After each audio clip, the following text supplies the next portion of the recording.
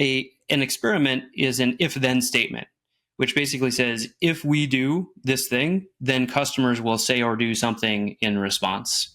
So we're making a prediction. We actually want to get really specific about how many people are going to say that out of the total number, how many people are going to do that before we run it, because we don't want to have hindsight bias where we look back and say, well, one person out of 100 said that they liked it. And so I think that's pretty good, don't you?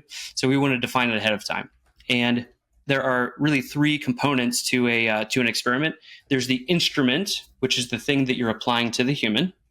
There's a channel, which is the way in which you're applying that to the human, that instrument to the human. And then there's the call to action, which is what you're asking them to say or do in response to the instrument.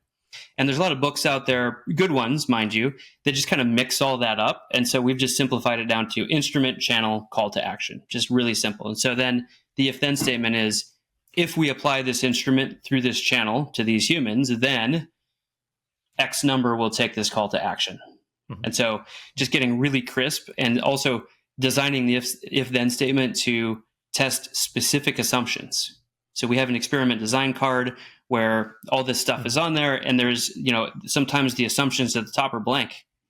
And I'll say to the team, how could you design an experiment if you don't know what you're testing?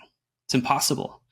And so just that kind of art and science of experiment design is something that we've really honed, over the past 10 years.